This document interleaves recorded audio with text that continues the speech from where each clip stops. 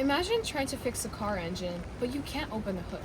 That's what studying mental health has been like for centuries. And while we can see the effects like mood disorders, depression, and anxiety, the mechanics of the brain, those are locked in the brain's wiring.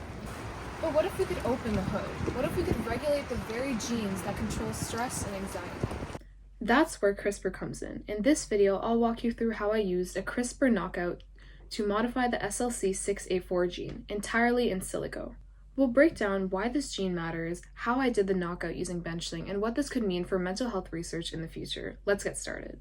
Firstly, what is CRISPR? CRISPR stands for Clustered Regularly Interspaced Palindromic Repeats, and this revolutionary technology was adapted from bacterial immune systems, which use CRISPR sequences to recognize viral DNA from previous infections and dispatch Cas proteins to destroy it, with the most common one being Cas9. The memory after it has first been identified is stored in repeating spacers like small memory boxes waiting to be opened when needed. Why a knockout? Well, when we knock out a gene, we're able to compare the before and after and see what changed by mutating a segment. It's like watering a plant every day and comparing the before and after pictures to see what the water did to the plant. The first step was to select a gene that affects depression. After hours of scrolling through databases and research papers, I finally found one, SLC6A4. This mouthful is responsible for coding for a specific type of transporter in the brain called SERT, or the serotonin transporter. Serotonin doesn't just affect depression, it affects mood, learning, memory, melatonin, pain response, and blood clotting. Essentially, it plays an important role in our day-to-day lives, and a lack of it can result in a variety of mood disorders such as anxiety and depression. The next step was to target a region of the gene. I picked not one but two different regions. The first is exon 3 of the gene. What is an exon, you ask? Simply put, an exon is used to code for and create proteins, a key function of DNA. The specific exon is responsible for the shape and function of SERT, much more than any other exon. Also, since it is closer to the start of the gene's code, it will have a greater impact than later ones. It also impacts protein folding, gene regulation signals, and plays a key role in pumping the serotonin in and out of the transporter.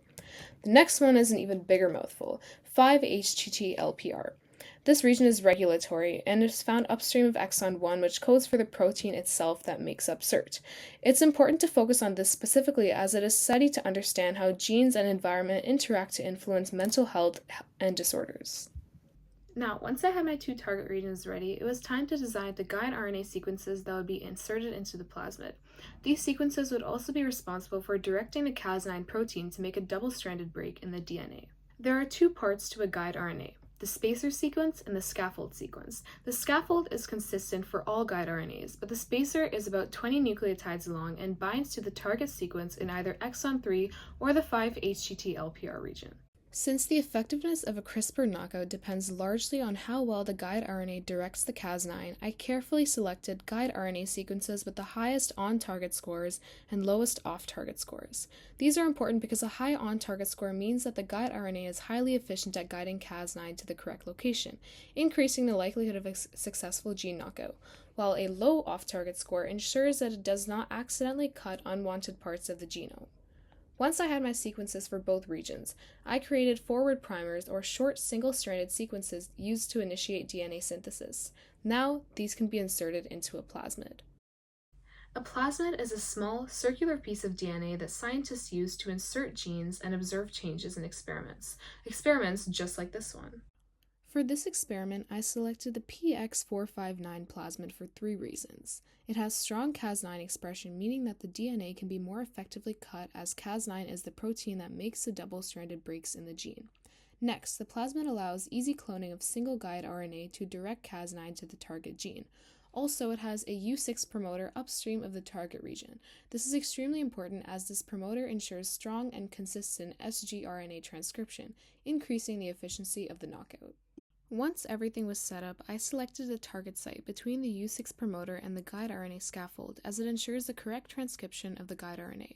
In order to insert my primers into each plasmid, it was important for me to cut or digest that area and replace or ligate it with my custom sequence. This can be done using the help of restriction enzymes, and in this case I used BBSI. Using Benchling's tool, I ran a digest and ligate and cut at the target site. However, the catch with BBSI lies in the uneven cutting mechanism. Instead of cleaving the DNA in a straight line, it cuts unevenly, creating single-stranded RNAs that hang off, also known as sticky ends.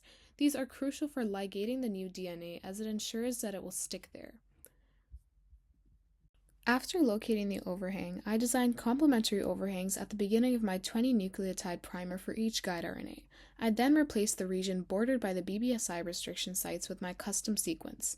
BBSI, a type IIS restriction enzyme, enabled precise, seamless cloning by cutting outside its recognition site, ensuring effective ligation. Although I couldn't directly record the experimental results, I used Benchling to simulate the knockout process on individual plasmids, visualizing potential outcomes. To validate these modifications in a lab setting, PCR amplification can confirm successful insertion by amplifying the plasmid, while gel electrophoresis can analyze DNA fragments for accuracy. If needed, Sanger sequencing can provide final confirmation. By integrating computational simulations with experimental validation, I can assess the efficiency of my CRISPR modifications and refine my approach for more precise genome editing. So why does this experiment matter? Well, by designing a knockout of SLC64, I was able to see what kind of things can really impact the serotonin transporters at a genetic level. And this kind of research can help pave the way for more targeted treatments in the future, helping to understand the biological roots of depression and anxiety. CRISPR is still in its very early stages for mental health research, but computational designs like these can help us simulate real-world experiments that can one day change the way that we approach psychiatric disorders. CRISPR is rewriting the way that we study genetics, and mental health might be its next frontier. What do you think? Could gene editing one day change the way that we view psychiatric disorders? Leave your thoughts in the comments below, and thank you so much for watching.